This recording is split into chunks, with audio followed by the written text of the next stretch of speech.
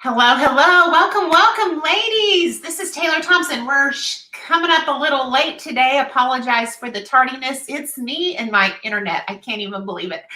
It's such a challenge. You love technology or hate technology. You can't live with it, can't live without it, right? But want to welcome you to Mom's Monday Mindset here. And I have a beautiful friend here I can't wait to introduce you to. So as you're coming on, let us know you're here. Say hey. Let us know your name. And make sure you click the link in the top because we are on the StreamYard platform. And if you don't allow them to give us access to your name, then I don't know you're here. So, yeah. So, Randy, hello. How are you? So glad you're here. Okay, so we're going to jump right in. I have got my beautiful guest here. So Miss Loren Robin. Now, I have to tell you a little bit about how we met, and we'll jump into this before we jump into her story. So we just recently, we're getting ready to launch the She Network platform, but part of our platform and what I chose to align this platform with was PCI Global, which is a women empowerment movement. And so I had the good fortune of traveling to Africa, as you recall, back in January. And this beautiful lady was there and traveled with us together, all of this group together. And I got the fortune to get to meet her, get to know her, hear her heart, hear her story. And she is just as beautiful on the inside as she is on the outside. So, Loren, how are you? Hi, so good to be here. And my goodness, what an incredible experience to meet for the very first time in Africa. Yeah. The first time we ever laid eyes on each other and really got to hug each other was in Africa, and that right before the pandemic. And that was so wonderful to be able to be with you in that environment where we were just so raw and real, and we were in such a purposeful moment in our lives, and memories that we create forever. So thank you for that. Thank you for inviting me on today. Well, and so we'll get into I want to get into that too, and how how that all came into being, because the alignment, the congruency with the heart for women, and that alignment in and of itself is so incredible. But let's talk about you. I want the women to get to know you. I want them to hear your story because you have such a powerful story. And for me, I've always had such a heart, not just for moms, but especially for single moms. And because I know that struggle personally. And so I want them to hear from you. I want them to hear your story and your journey because it's so beautiful. So tell the ladies about your how you got to where you are and where you started from, because the journey is incredible. So being a single mom is definitely a very, very difficult challenge in life. So I applaud all the single moms. Actually, just being a mom, right? Being a mom, co-parenting is probably just as hard sometimes if you think about it. But so I have twin boys that currently are now 30, and when they were 6 years old, their dad got in trouble. And he did some white collar stuff, and he went away to prison. And so the journey for me was as a mom was pretty difficult. And fortunately for me, I was in real estate. I had gotten my real estate license when I was in my 20s, and real estate was the thing that really, I think, the turning point in my life, where I went from really not knowing who I was and what I wanted to do and not being successful really at anything. And when I got into real estate, I kind of found my voice, and I found that confidence, and I sold real estate for many years. So well, I want to pause right here because you just skimmed over the big elephant in the room here. Wait, let's back up here, because you are a mother of twin boys, and all of a sudden your husband, your life partner, the father of your children gets taken away and put into prison. Wait, what? Let's talk about that for just a minute. you talk about a major blow. Yeah. Yeah. It was probably the most difficult time of my life, because when he got in trouble, he was under investigation while we were dating. So we were newly married, and Did you know any of this was going on? I'm sorry. Did you know any of this was happening? Oh, no. I was so young, and So he was a businessman. He had a lot of money, and I just never in a million years thought he would ever do anything wrong. And it was just tax evasion stuff. It wasn't like he didn't kill anybody, he didn't murder. He just was he did some things that a lot of people do and get away with, but he got caught, and he was a little egomaniac. So like, he was just targeted because he was the kind of man that, he just looked like a bad guy. Wow. But I was young, and I was super naive, and just didn't know what I didn't know when I was 24 and I met him. And so I went through, not only did he get in trouble, but there was a time where I really thought I might go to prison with him because we were married. Wow. And we could get really, I mean, this is a story that I could probably write a book about someday, but he was Canadian and I was American. So we left Canada to come to the United States. I grew up in New Jersey. And so I moved to Canada, got married to him, and the Canadian government came and extradited him back from the United States, and they wanted to take me with them. So it was one of those things where I really thought I was going to get in trouble and maybe go to prison with him because we were married, and I was the American, and things were in my name, and he was, it was really ugly. It was so ugly that it was beyond anything I'd ever wish upon my worst enemy. And then when they go away, they leave a mess. They leave a lot of financial mess. Not only are you left raising 2 kids by yourself, but you're left with debt. You're left with an enormous amount of messes that you have to clean up. Well, and not only just the physical mess, but the emotional mess. I mean, I can't even imagine, like, okay, your husband, the man you love, and not knowing these things were happening, taking place. And here you are, raising like I can't even imagine the emotional distress and the emotional mess that because now what do you say to your children? How do you communicate that? How do you navigate through that? That what doesn't kill you makes you stronger. When my husband was arrested, my sons were 3, and then he spent hundreds of thousands of dollars and 3 years trying to fight something that he should have never fought. And it was just brutally, the whole process of this was awful. And he was an alcoholic, so his drinking got worse, and my whole existence in that 3-year period was very dark. It was a very dark time. My sons were 3, 4, 5, and 6. And so when you have these beautiful children, they inspire you to keep going, right? Yeah. Oh, yes. Especially at that age, they're just so innocent and loving.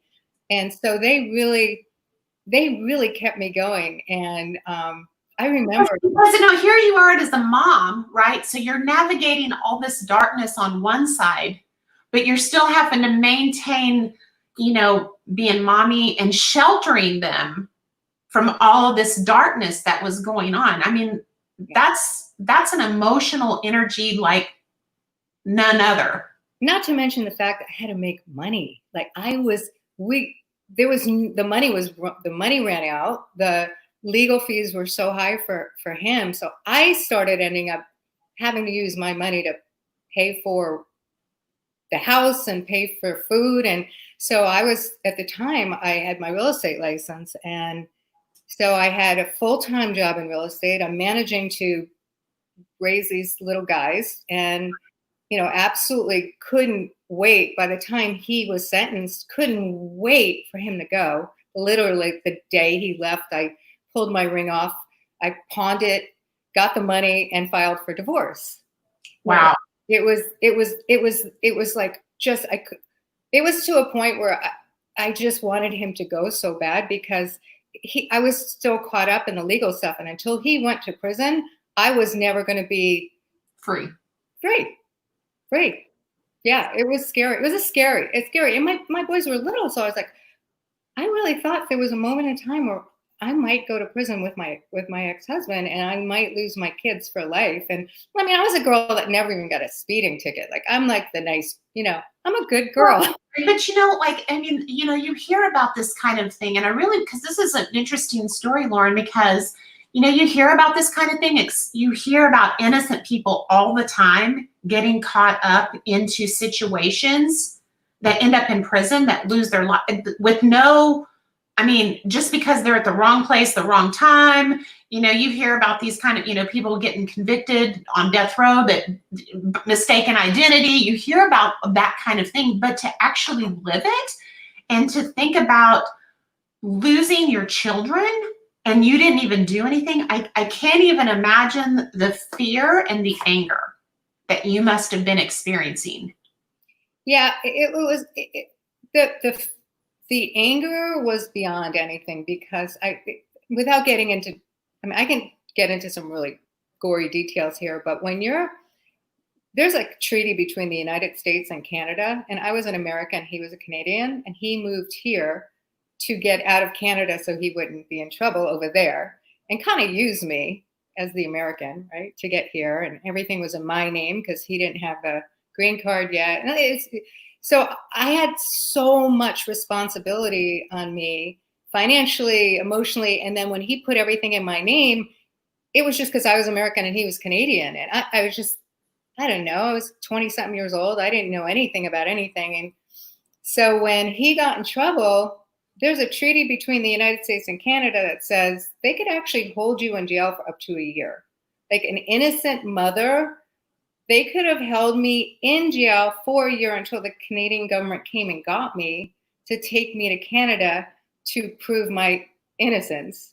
It was one of those things where I got jaw-dropping stuff. Like, so when you talk about anger, if you talk about anger and you talk about fear, I would during this whole process, I just wanted to like go to Dateline NBC in 2020 and say, do you have any idea like how wrong this rule is that you can do? Like, thank God I wasn't one of those people that sat in jail for a year waiting for my husband to, go to get what happens to innocent until proven guilty, right? Where's that? Where does that stand, right? Because it's almost the opposite of what it's, to your point, it's the opposite of what you're saying. That's not a true statement. It's scary what could happen to people that get involved with people that make decisions. And this is one of the biggest things I learned from my marrying the wrong person. I didn't marry the wrong person because now I have my sons, and I guess it's my karma that I had to go through in my life, right? But so he ended up going away. We got divorced. He was gone for 2 years, on parole for 3 years. He ended up coming back to the States when my sons were 11 years old, and he could never really get it together. His drinking got worse, and he passed away last year. So my boys have had nothing to do with their father since they were about 6 years old. It's really kind of sad. Wow. It never got better. He never recovered. And I was able to keep going with my business because I had to take care of my sons. There was no money. There was a lot of debt. It was a very difficult time. So I just used that to fuel my motivation to be successful. Yeah. So now you're on the other side. You're divorced. You're separate, but now you find yourself single mom raising 2 little boys and navigating life with all of this this albatross that has been put around your neck, right? Yeah. So I had a great run with it. I took what happened with my husband, and I decided that I was just going to be the best mom that I can be. At the time I was selling real estate, I was going to be the best real estate broker and I was going to be successful, and I was going to set an example for my sons, and I was going to win. I was going to show up, and I was going to win. And I did, and I became incredibly successful in real estate practice. I owned my own brokerage company, sold it, built another one, sold it, and had fun raising my kids. Like we made it work to the point where the three of us are so close. It's just a beautiful relationship. And they don't know, I didn't tell them until 2 years ago that their father got me in trouble with them, and that there was some scary things that could have happened to me. And they were like, Mom, we never even thought, you never, what they say, you never missed a beat. Like you never talked bad about Dad. Like you never told us you never let us see you sweat. You just kept doing that. And that made me feel really good, right? When you get to a point, you come out on the other side, and then you share some things with your adult children, and they say, wow, I have so much respect for you, because I didn't know what was going on. Right? But I think that's our jobs as moms, ultimately, right? Yeah. Is to, well, first of all, like, I mean, I get that. And, and for those of you, like, I'm actually going to share my story tomorrow live. Nobody's really heard my story. I'm actually going to share my story tomorrow. But as you go through the divorce, as you go through that process, I think it's our jobs to let your children make their own decisions, and not and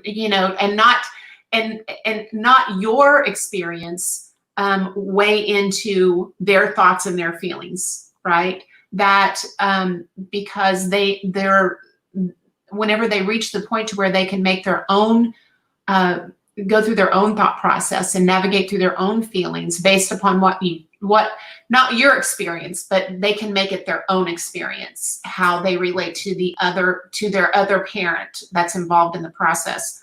And much to your credit, because that's a hard thing. It's a hard thing because you want to vindicate yourself. You want to have a venting place. I would, especially, especially whenever, if they give you any grief or any, as a mom, whenever they're giving you all sorts of trouble when they're growing up, you're like, you have no idea like what you're talking about, because this is the truth. It's hard to keep your mouth closed. I get it, but good kudos to you. And I have to mention that was like a trophy moment for mom right there, for your adult sons to share that with you. Yeah, it's an interesting moment. You talk about fear and anger in just as a mom, as a human, and those are the two things that will take you down, right? Especially when you look at what's happening in the world today. It's all fear and anger is what is causing the biggest challenges.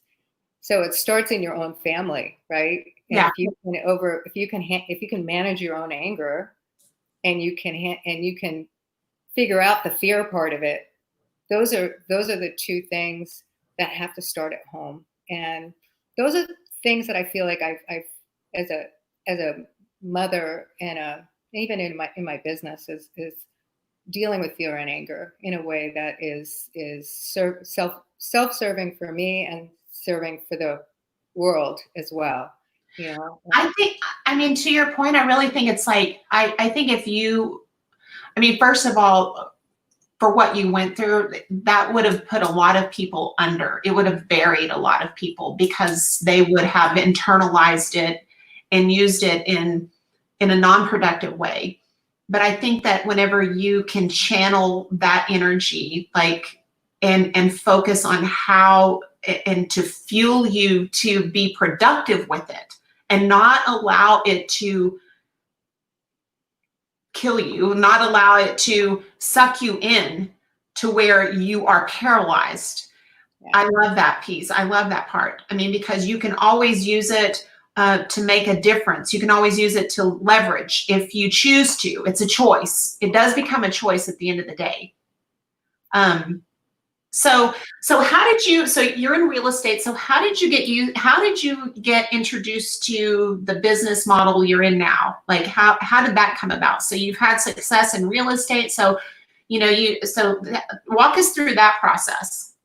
So I absolutely loved real estate, and I was very passionate, very good at it. And then while I was in my best days of having fun in my business, I was working at a new home development and a golf course country club here in South Florida. And we represented 18 builders, and it was just 13 to 1,500 homes in the development. And in that development, there was a handful of people that were really successful in network marketing. And they lived in drop dead gorgeous homes.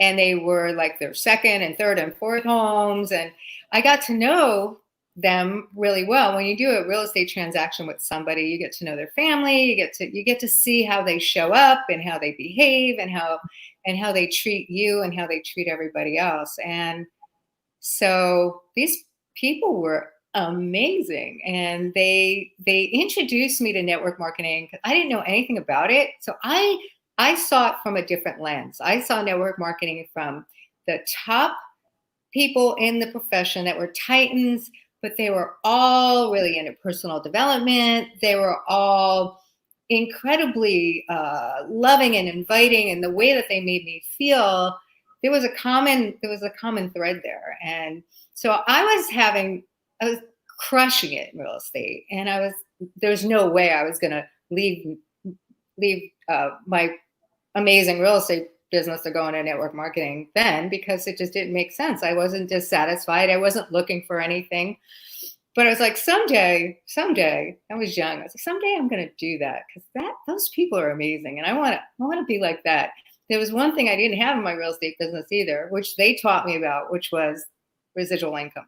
Mm. And I was like, oh, someday I'm going to do that. And then in 2008 in South Florida, it was hit probably the hardest in that high-end luxury tier market. We got crushed. And I had been in the business for 26 years. I was just so burnt out on being so reactive to my clients. And when the market crashed in 2008, my sons were 18. They were going to college. And I thought, you know what, now might be a really good time to explore this network marketing thing. And so I did. Okay, so let's talk about this right here, because this is such a great moment right here. Because, and to those of you who have a network marketing business, so I love this point because I want to point this out, because you were exposed to network marketing, but the timing wasn't right for you. The set of circumstances weren't right for you. The seed was planted, right? The seed was planted, but circumstances weren't conducive to you making a change. And I share that because there's so many times that people forget this piece of it. They forget this side of it, that whenever you share the business opportunity with them and they don't join immediately, you automatically think, they reject that rejection. But you just never know. You never know. You never know. You can't forsake planting the seed, because circumstances always change, always. And whenever you leave that door open, and you don't burn the bridges, and you leave that door open for, okay, well, if circumstances ever change, hit me up, And so I love this piece, and I think it's such a great lesson to bear in mind, and especially with what we're dealing with right now.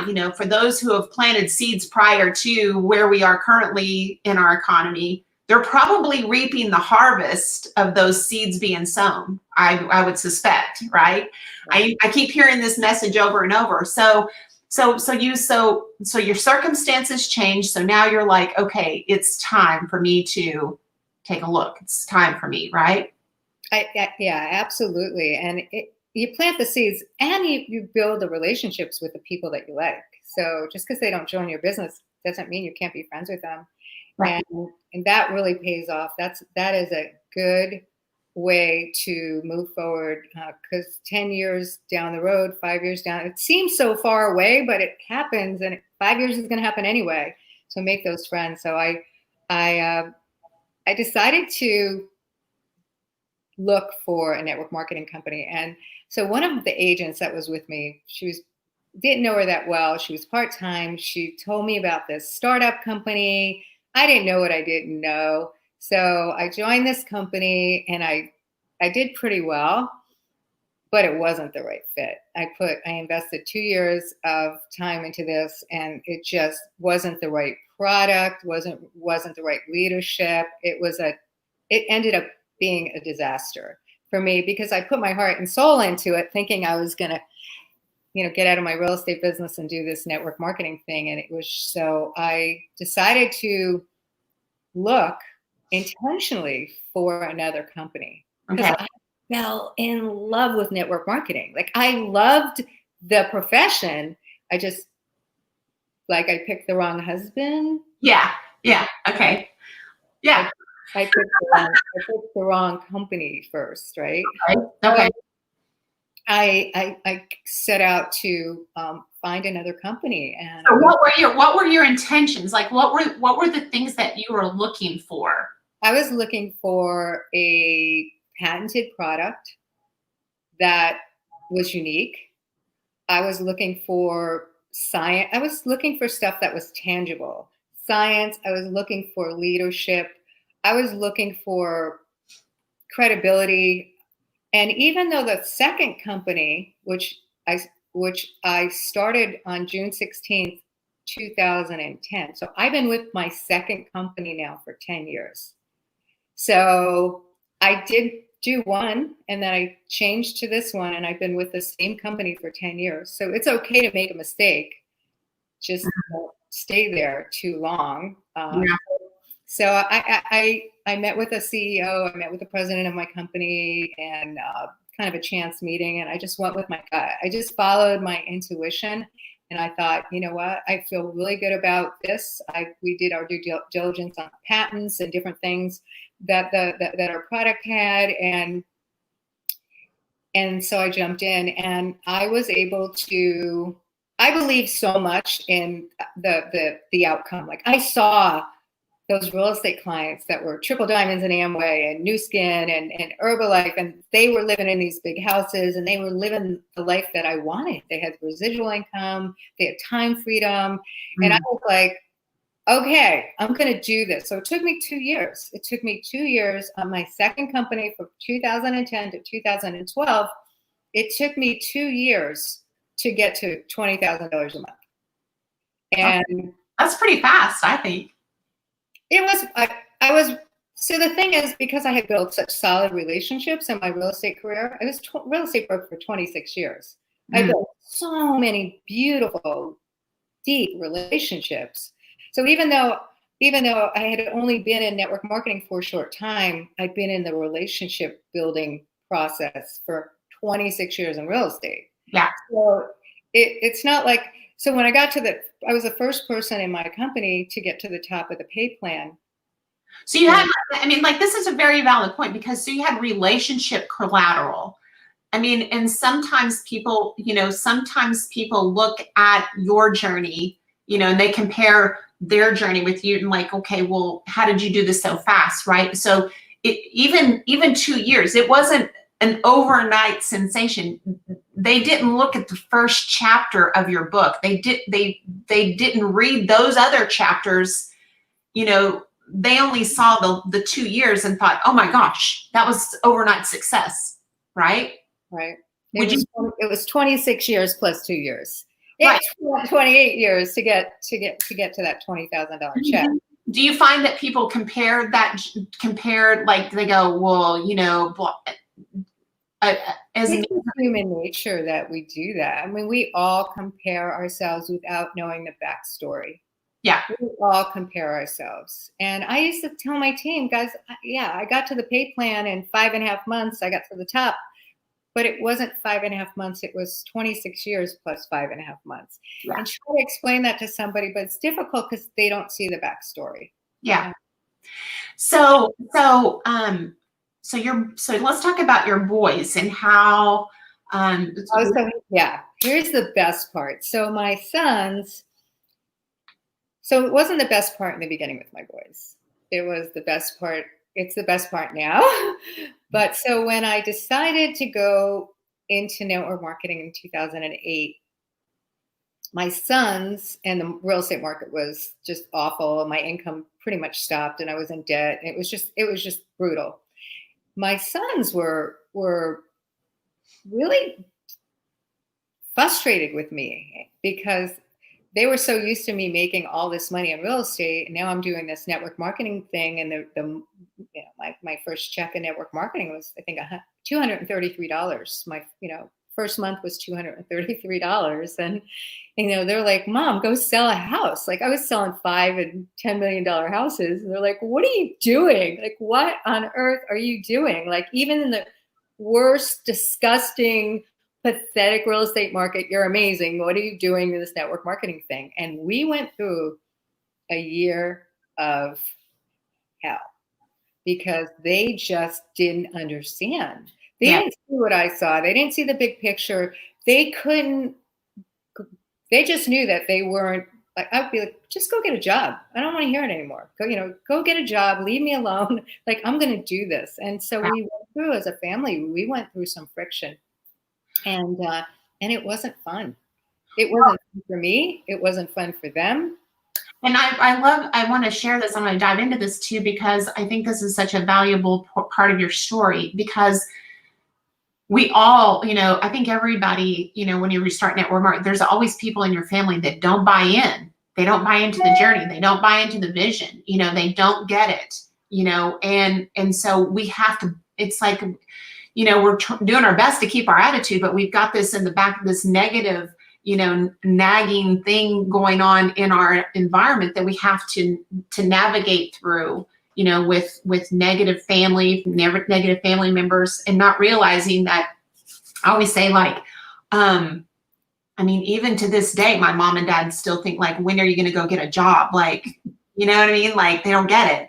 So, it's like you're putting in 10 units of work for 1 unit of pay on the front end, and people are like, "What is happening?" But they don't realize at some point, that shifts, and so what was the turning point? When did they finally start buying in?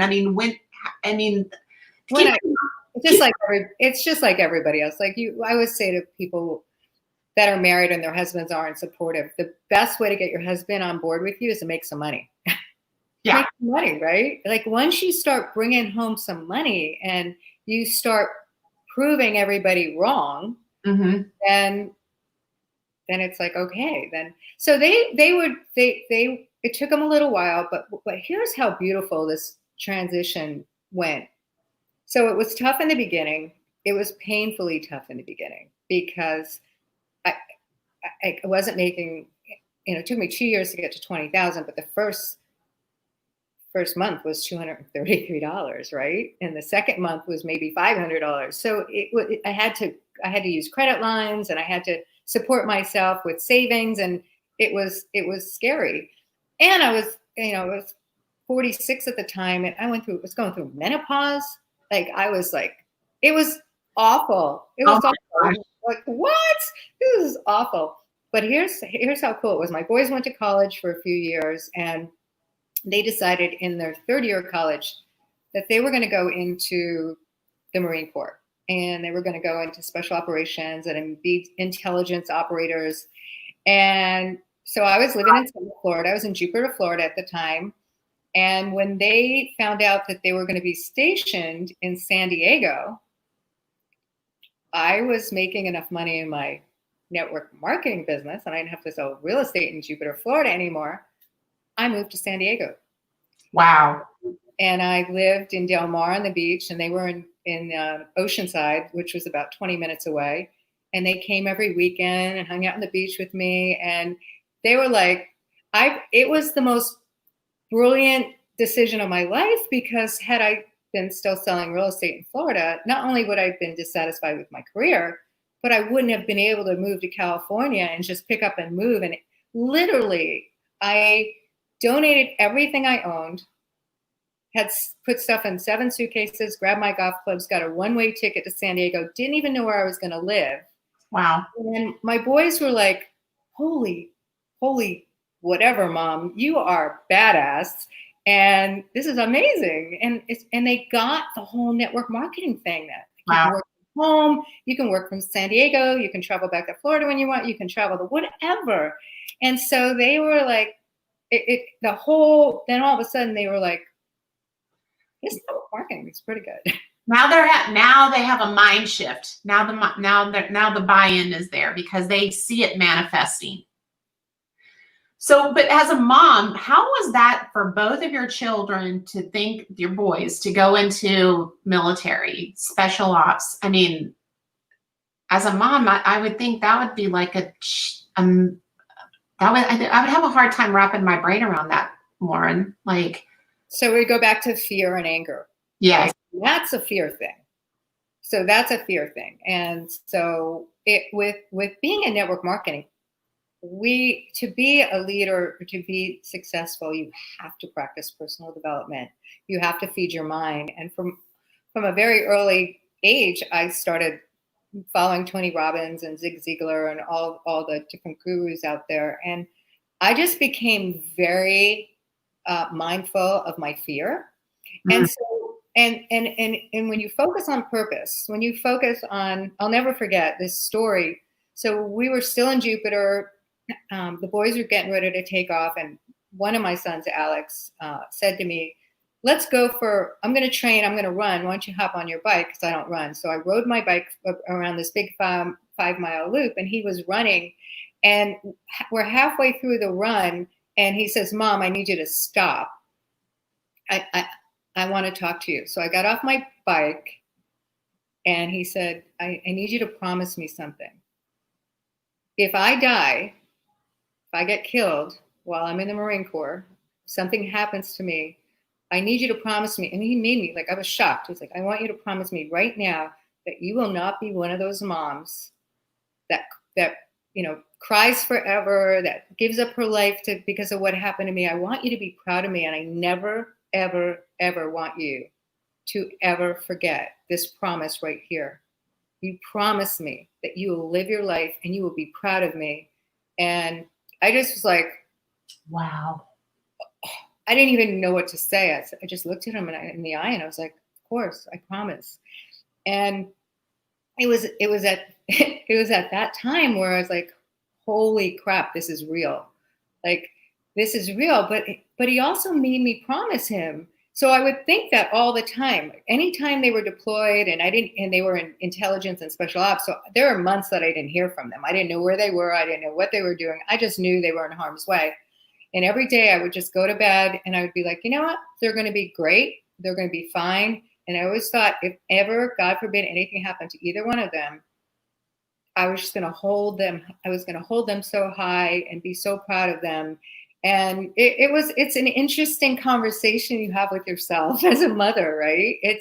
But I have to say, the 5 years, there was one time in the whole 5 years when they were gone. One of them was in Afghanistan, and the night before he left, his team leader that he was going to be with stepped on an IUD and died. He was blown up to pieces.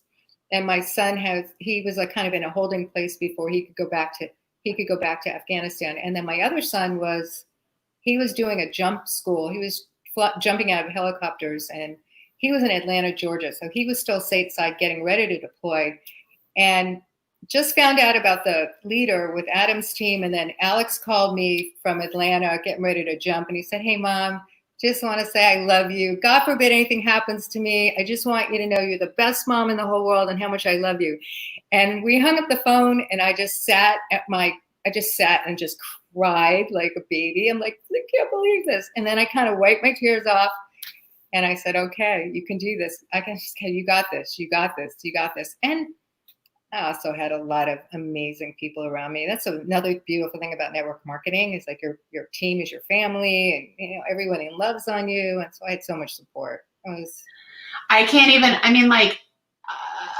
what you're sharing with me, I guess that's why I'm a mom of girls. I don't know. I don't know, because you're such a powerhouse mom. The thought of that and having my children say that to me, I don't know if I could have held it together, to be honest with you. but it makes sense. It makes sense that they would want you to think about them from that perspective and not going in. But again, it comes down to thinking about what you're thinking about and controlling your thought life, right? But that takes practice, and that takes intention with controlling your thought life and allowing not to spiral out of control with fear, and to really be intentional with the thought processes. But that takes discipline, right? So let's talk about, like, in this environment. It's like, I don't want to like derail too much on politically, like, where we're at. I don't want this to, but because you do have children in the military, and I love my country. I know you're a patriot at heart. Like, can you share with a little bit about that and how you see, because you have two of your sons fighting for our country and believe in America, believe in freedom, believe in all of those things that we hold so dearly. Can you share with the ladies what you're going through maybe right now? Like, because we live in kind of an interesting time. So maybe you could touch on that. Yeah. So my boys are out now, and they are, they're doing well. A little PTSD, but it's interesting to be a military mom of two boys, and to put your family out there and all the sacrifices that families make, and to really give our people the freedom and liberties that we have that are so, in my opinion, taken for granted with so many people here. And so when you look at what's happening in the world right now, I struggle a little bit, because I see how I feel like there's almost this betrayal of the veterans that are out there in the active military are feeling like, hey, we're defending our freedoms and our liberties with the ultimate sacrifice, putting our life on the line. And there's so many different theories out there, and there's so much division with the left and the right. And one of the things, it was very sad. My sons and I did a beach cleanup here in South Florida, and my son was wearing a shirt. It was just a long sleeve T-shirt, and it had an American flag on it. And he said, "Mom, do you know that if you wear an American flag, if you're patriotic today, people assume that you are a Trump lover?" And it's interesting, because I'm all about the American flag, and I'm all about patriotism. And I don't care whether you vote for Joe or Donald, like, the flag is the flag, right? Yeah. And so that's the part that's frustrating for our military active and veterans is, hey, like, we're defending this country for every good thing about it.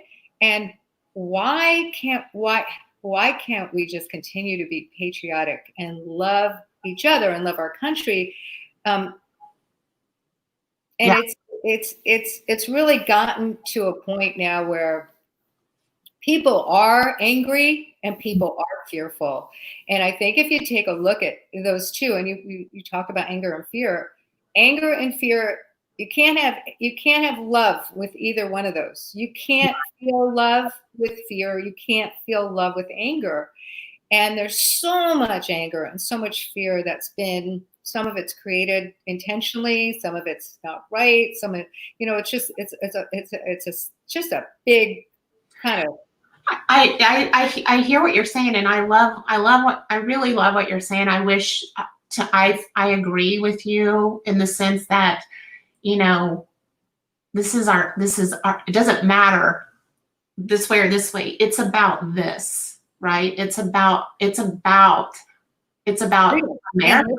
Freedom and liberty.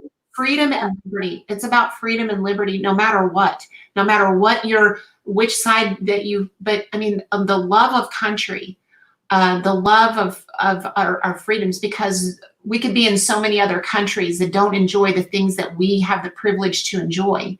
And that's the part that I would see as a mom. I would see how that would be very frustrating for you. Think about this, Taylor. Think about when we were in Africa. we barely had toilet paper, right? We barely had toilets, right? So when you think about some of the Yeah. simplest liberties that we have, be able Yeah. to actually have a toilet Yeah. Oh, and yeah. Like this is, I mean, like this right here is like, I mean, like, okay, so let's talk about that for a look. Let's go down this path because I know, I mentioned in at the beginning, of how we met. We met on our trip to Africa because we were going for women empowerment and really, which is the platform, the She Network is, per your membership as we go, percentage of your membership will go to support PCI women empowerment. And so you represent Women United for Change. And so let's talk about that. Let's talk about that, and then we can talk about these liberties because you have such a heart and a passion for women, and then let's bridge those two gaps together because this is such a great platform. And so talk about that, and then we can bridge those two together.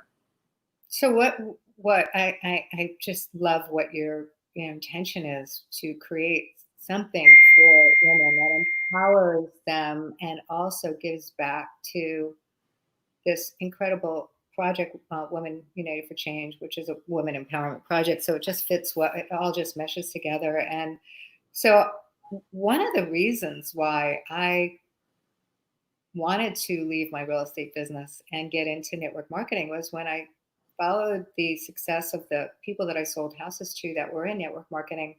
They were very philanthropic and they were doing some incredible things on a global platform. And that was something that I had a vision for. And when I met Margie Alapande, we connected and we both came to a place of there's got to be more that we can do to elevate women globally. We read a book called Half the Sky, and it was about the oppression of women around the world. And I had never known that much about what was really happening in developing nations. And it happens here in the United States too.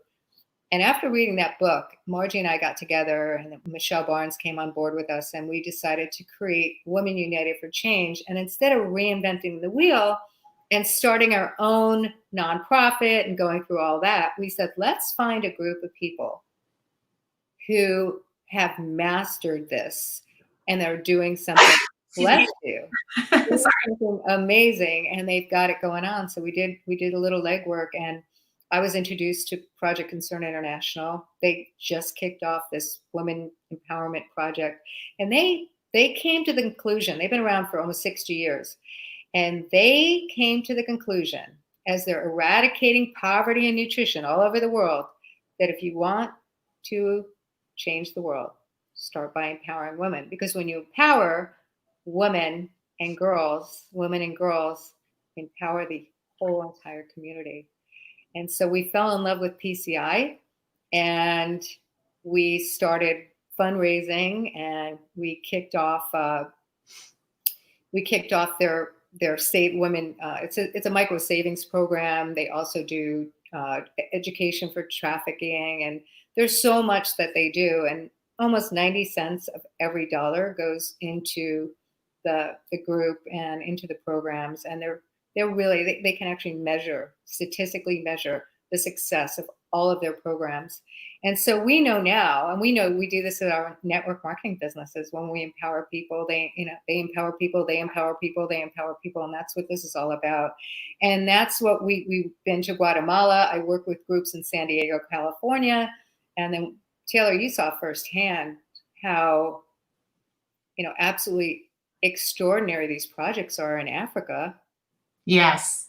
Now this is, and because this, whenever I went whenever Margie introduced it, because I too was looking for this bridge, how can I create a platform? And I didn't want to reinvent the wheel, right? And so that's, Margie introduced me to this group, and that's how we came together, like-minded women.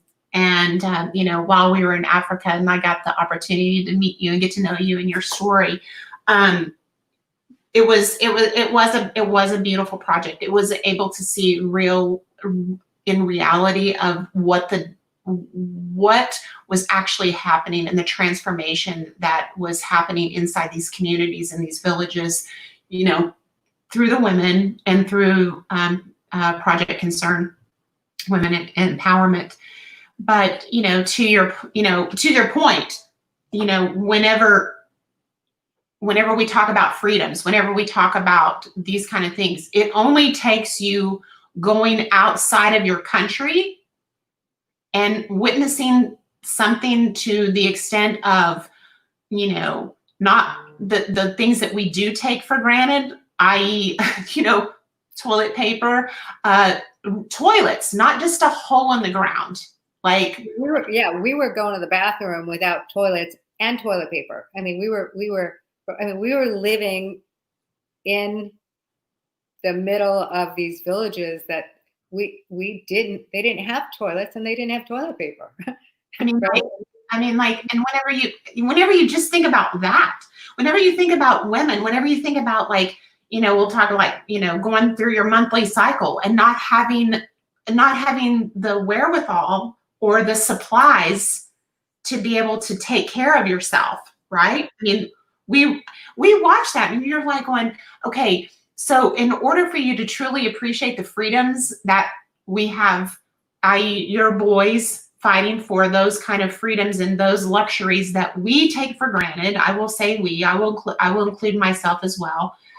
All it takes for you to go outside of our country and go to other countries in those places for you to change your mindset and come back with a full-on mindset change, with full-on gratitude, with full-on appreciation, with full-on, you know, really kissing the ground that we have the fortunate pleasure of being born into, right?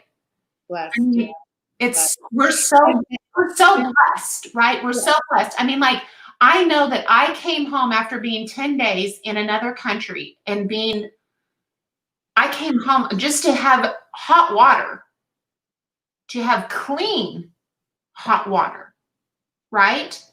To have electricity, right? I mean, we experience things like you go, wow, like we take so many things for granted. I'm telling you, if you have a gratitude problem, take a trip like this outside of this country. I promise you will change your mindset. Would you agree?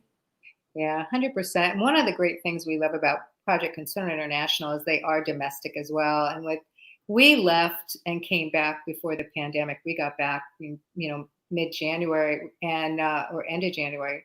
And since then, there's so many people that are unemployed here in the United States. So we've decided for now to use our donation dollars and our influence to help the mamas and babies in need here. Yes. That diapers and formula and things that the basic everyday essentials that these moms need to just feed their babies and diapers. So WomenUnitedForChange.com, we're taking donations for domestic use right now, which is really important to a lot of people to know that, because as much as they do appreciate what's happening in some of the other countries around the world, right now we do have some extremely needy people right here in our own backyard. Well, and then the other thing is that you know, again, with the membership, or because we're getting ready to launch the membership, those pieces, that portion goes, which would be a reoccurring monthly that goes to the women empowerment, which will be taking care of these women, to your point, that need diapers, that need things that we, you know, like we take those kind of freedoms, we take those kind of things for granted. We forget there's people in our own backyard that are struggling to supply for their children. And as moms, I think that that's such an important thing that we need to think about. We need to think about and giving them a chance, a hand up, not a hand out, but a hand up. there's a difference in that thinking. And that's what I love about this movement. It is a movement. It's not a charity, right? We're giving women a space to be able to grow and to know that they're capable of doing and becoming more. And so so that's what gets me excited about this. So, but let's get back to you. I mean, like, I love your heart to serve women, and I think it only becomes from a place of you walking the walk, right? Walking in those shoes. So let's talk about like where you are now with your business, and talk about like what it is that you're going to, what is it that you're going to teach the women inside the She Network? What is your excellence that you're going to give to them? Well, first of all, I want to just say how generous and beautiful you are for creating that opportunity for women within the She Network to share and to empower and to support other women around the world. It makes it super easy, and they don't have to think about it. Just knowing that you're contributing is beautiful. So thank you for that. It's really special. And so for me right now, my sons are now 30. We're back in Florida. My business is really consistent, and let me just say, like, we all have peaks and valleys in our businesses, and we have moments where it's just super easy, and other times where we've got to push a lot of effort and kind of create momentum again. And so one of the things that I think I may have mentioned, but I've been with my company now for 10 years, and I'm really proud of that. But 3 years ago, my company was acquired. It was sold. Wow. And my company was a lot of baby boomers, a little older, not a lot of social media presence with a lot of our people. And so 3 years ago, we came to a very hip, happening company that does everything online. And so we had a tremendous amount of challenge in the transition, and everything that could have gone wrong went wrong. Anything. You take a company and put it in another company. You have systems and back offices and numbers, and without getting into any of the gory details, it was a mess. And so we lost culturally, we lost people, technically we lost people, we've lost customers, and it was a very difficult time.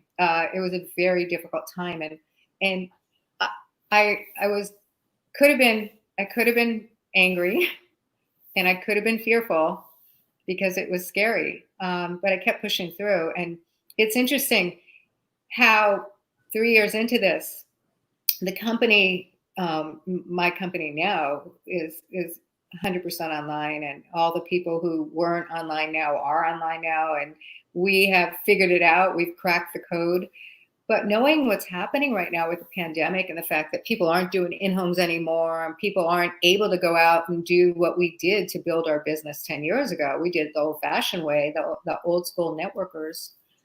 But it's funny, if you stick with something long enough and you're patient enough and you have that faith and you don't have anger and you don't have fear, and you just know that if you put that, every day, you just keep going and keep going. And there are times in this, I was like, oh, I don't know if I want to do this. This is not what I signed up for, right? Like, this is not what I signed up for. And now, going through some of that struggle again, landing where my company had the best month ever this month. Last month we had the best month before that and so we are winning so big, and people have adjusted, and the people that fell out, they're gone, and a lot of them probably regret leaving. And so the biggest lesson that I've learned through all of my struggles and all of the ups and downs and the highs and lows and the winning. And sometimes when you're winning, you don't even feel like you're winning, because you're comparing yourself to people that are really winning. And you're like winning like this, and they're winning like this, or you're losing and they're winning. And it's just, so the biggest point, the biggest takeaway I'd like to just let everybody know is you're gonna feel pain, and it's gonna sometimes feel really crappy.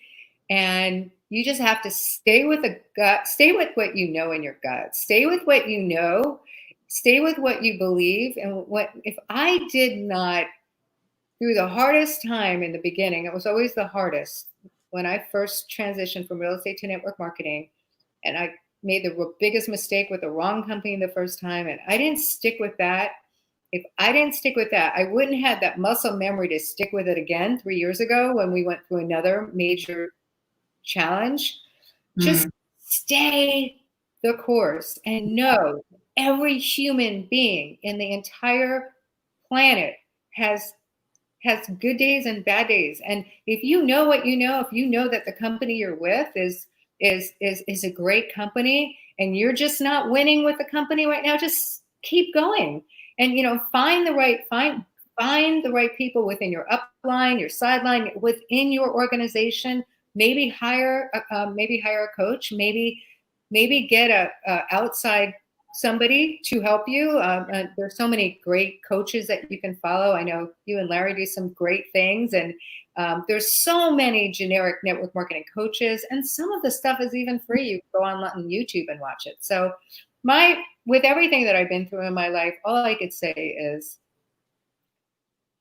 get up every day, do the self-care, the meditations, the affirmations, read the books, feed your soul, and keep yourself accountable with your own plan.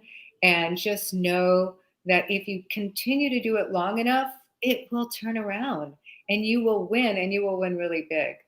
I love that. I mean, I really love that, because you have to be able to go with the ebbs and flows, and there's always ebbs and flows with business, but you stay in the course and not allowing yourself to become emotionally attached to the ebbs and flows, right? Whenever you maintain your emotional consistency, wherever it's an ebb and flow, you'll and you stay that course. Yeah. And there are people still winning that aren't building online, and not everybody. There are still people winning. I mean, you're silly if you're not on Facebook and you're not making friends and building relationships online. But there are people that are still using the telephone. They're still using email, and so. Well, here's the thing. All of those things are just techniques. Techniques always change.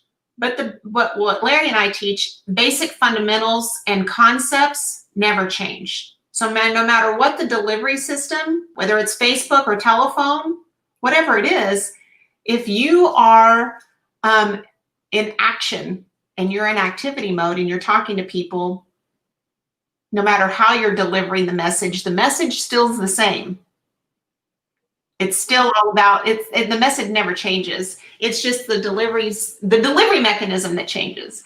So talk about share a little bit before we go here. Tell the ladies what you use, any quotes, any scriptures, what are the things you talk about? Meditation. Share some of the tools that you use, books. What is it, the things that you use? So I have a ritual every morning, and I feel like that is a secret sauce to every truly successful person I've ever witnessed over a period of time has a morning ritual, and evening ritual. And so when I get up in the morning, the first thing I do not look at my phone. I don't look at it.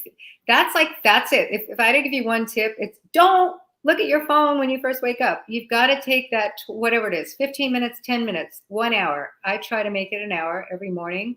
It's a hard thing not to look at your phone. If you have kids and you have stuff going on, maybe you just got to figure that out. But that is such a gift to be able to move forward without any electronics or anything that gets in your brain before you have a chance to feed your soul. Then my friend Michelle Fraser got me this book, and it's a question and answer. And there's a question. It's a question. For example, today's question was, who might be waiting for you this very minute? And then it's a 5-year book. So it's 2020, 2021, and then you look back and you reflect on last year and the year after. Okay, so can you share, like, because I can't see it with the light. It's called Q&A for the Soul. Q&A for the Soul. Okay. It's the coolest book. So for me, it's like, who might be waiting for you right now? Well, I'm single. So I put two things. I put the love of my life and the perfect new social marketer business partner, right? So that's it. But the love of my life is waiting for me. And the questions are really, they're just thought provoking and it's fun. This is the very first thing I do. I answer the question. And then Margie Alprandi, she recommended this book, Journey of the Heart. And it's every day there's just paragraph or two, and it's Journey of the Heart. So this is the second thing that I do. Okay. And then I do 20 minutes of meditation. Not everybody is a meditator. I find that it centers me. So I learned transcendental meditation several years ago. So I do 20 minutes of TM. And then I do 11 minutes of I am affirmations. And I do them last because if I'm busy, I can always do them while I'm driving, because you can talk to yourself in the car now. People think you're on speakerphone. It used to be when you talk to yourself, but now you can do affirmations while you're driving. I do them when I'm walking.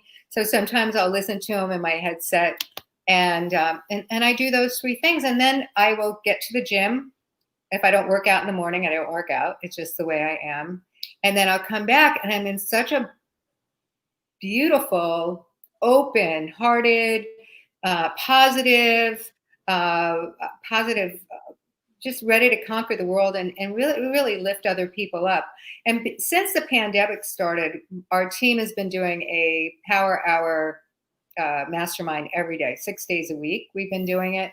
We'll probably do it through the end of June, but that's been really helpful for my team too, because so many people were lost in the beginning of this, and they were fearful. They were so scared. They didn't know. And I think one of the reasons why we've had such a success in the last couple of months is because we've been so engaged. Yeah. So engaged on a daily basis. So I'll do that. And so I just recommend that whatever your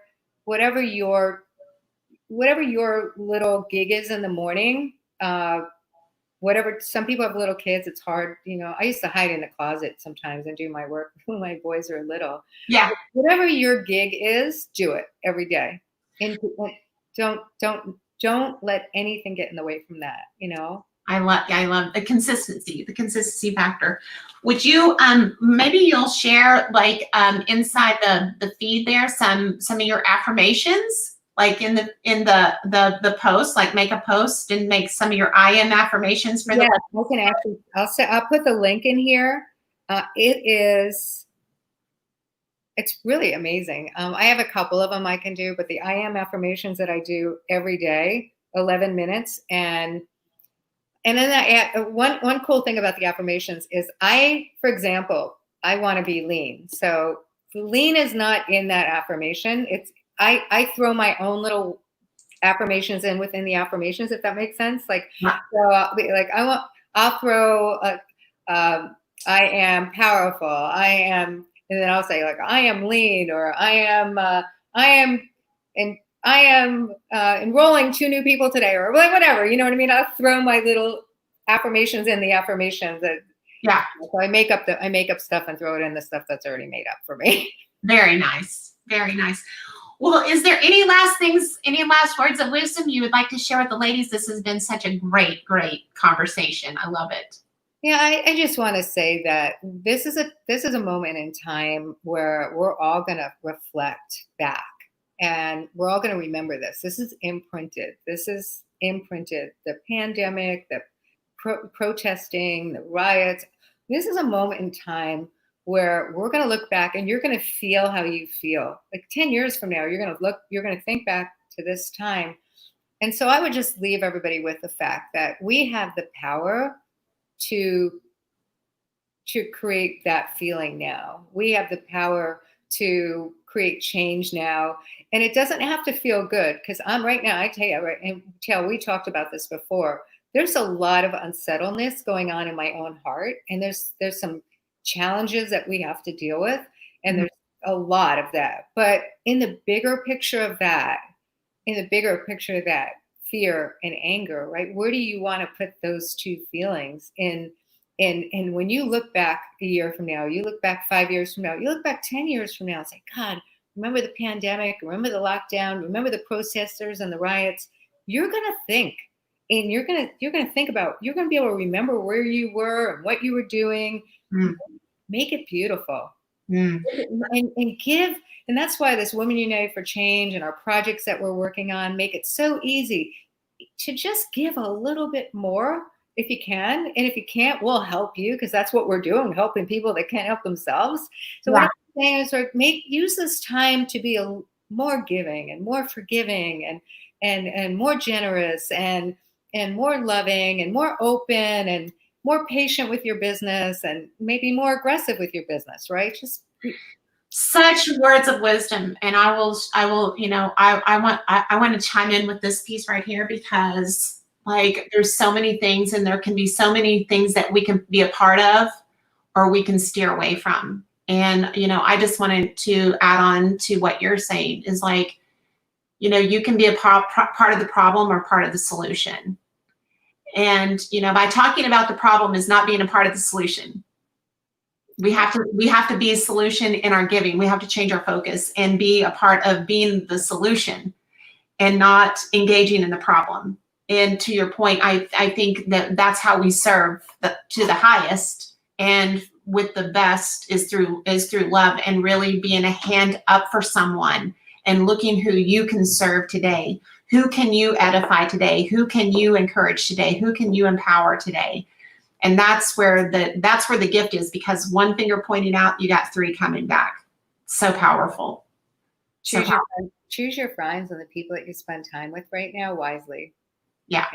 Be extra sensitive to your environment, because like Jim Rohn says, you are the equivalent of the 5 people you hang around with, especially in times like this. It's really important that if you have some negativity in your family, then, get your positivity, get it on YouTube with some of these great gurus, just get it from somewhere, right? Yeah.